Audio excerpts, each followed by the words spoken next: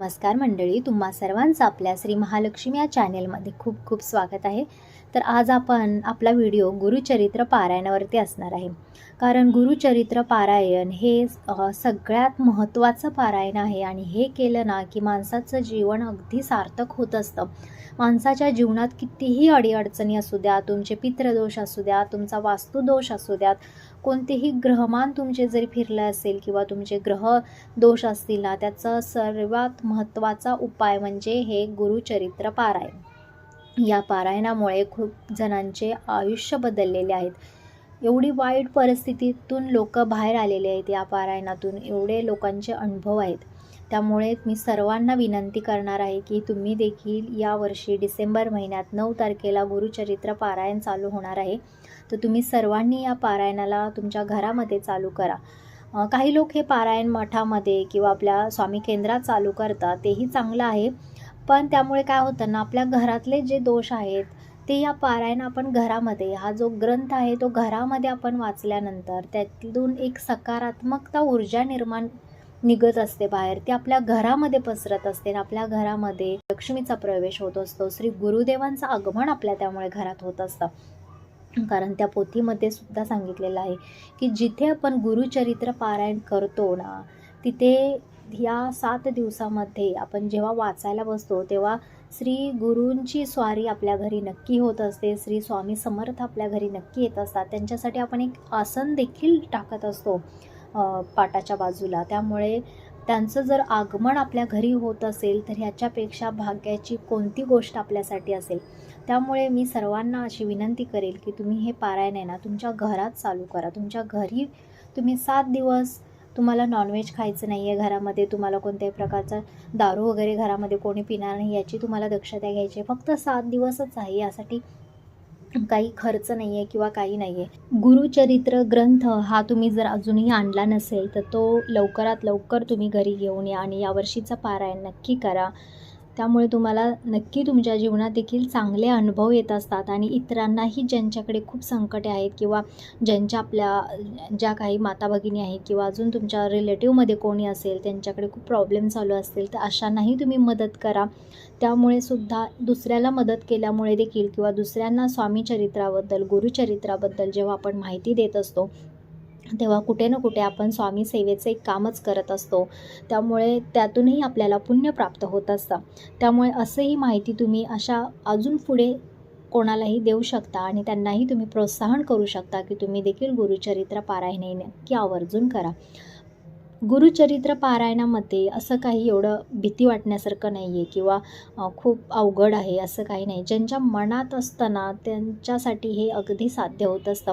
आणि जेव्हा स्वामींची आपल्यावरती कृपा होत असते ना तेव्हा गुरुचरित्र पारायण कधी चालू झालं आणि कधी संपलं हे आपल्याला कळत देखील नाही. त्याच्यात फक्त काही नियम आहेत ते तुम्हाला पाळायचे आहेत.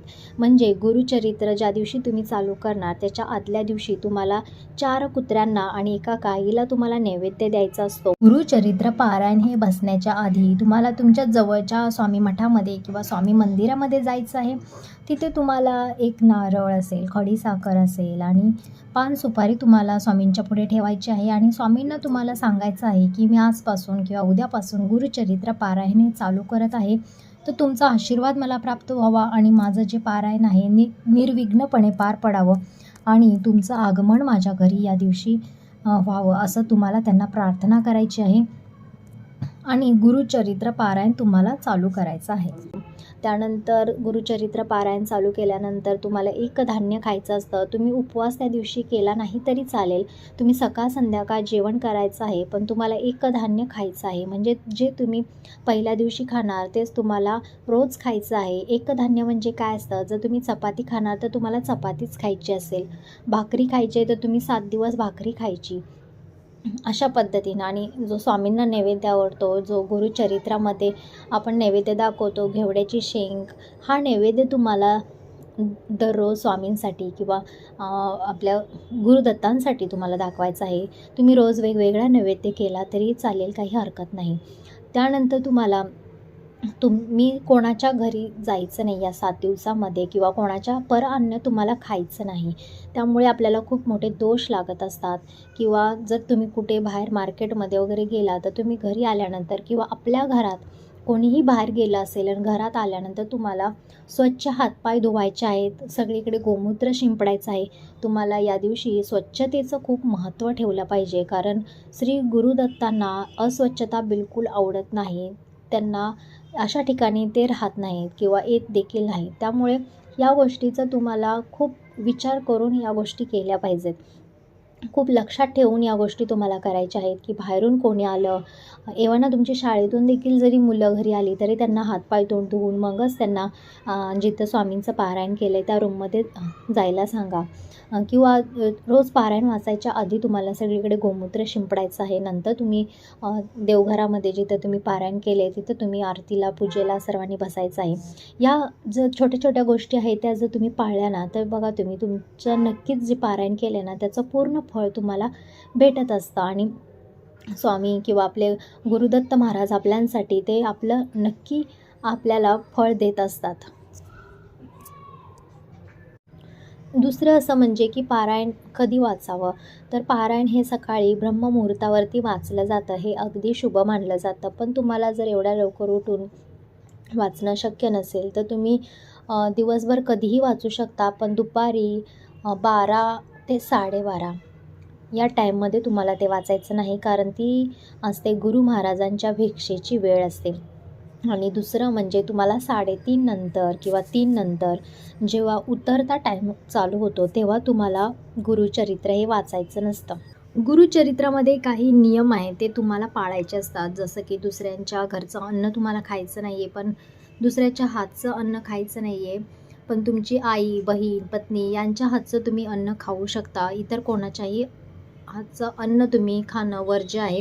पण जर नाईलाज असेल तर तुम्ही स्वखर्चाने विकत घेऊन अन्न खाण्यास काहीच हरकत नाही. गुरुचरित्र वाचण्याच्या कालावधीमध्ये जर पुरुष मंडळी वाचत असतील तर पुरुषांनी दाढी वाढवू नये असा एक नियम त्याच्यामध्ये आहे. त्याच पद्धतीने दुसऱ्यांच्याकडून दाढी तुम्हाला करून घ्यायची नाही आहे, तुम्ही तुमच्या हाताने स्वतः दाढी करायची आहे. हा एक नियम खूप महत्त्वाचा आहे या गुरुचरित्र पारायण वाचताना. आणि माणसाने जीवनात एकदा तरी गुरुचरित्र पारायण हे नक्की करावं.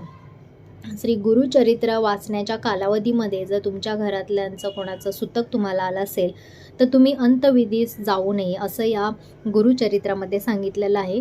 पण स्वतःच्या जर कुटुंबात जर सुतक आलं असेल तर अशा वेळी श्री गुरुचरित्र पारायण हे दुसऱ्यांच्याकडून पूर्ण करून घ्यायचं आहे, अर्धवट सोडायचं नाही.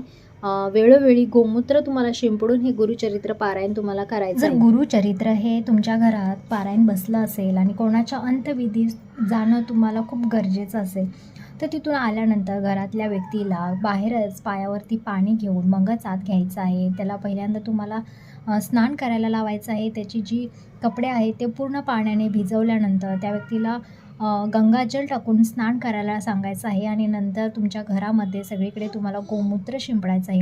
त्या व्यक्तीचे जर खिशामध्ये काही पॉकेट पैसे असतील तर त्याच्यावरती देखील तुम्हाला गोमूत्र टाकून पूर्ण घर तुम्हाला शुद्ध करायचं आहे. तर अशा पद्धतीचे जे नियम असतात जे तुम्हाला काटेकोरपणे पाळायचे असतात तेव्हाच आपलं गुरुचरित्र पारायण हे पूर्ण होत असतं आणि त्याचं पूर्ण फळ आपल्याला आपले गुरु देत असतात.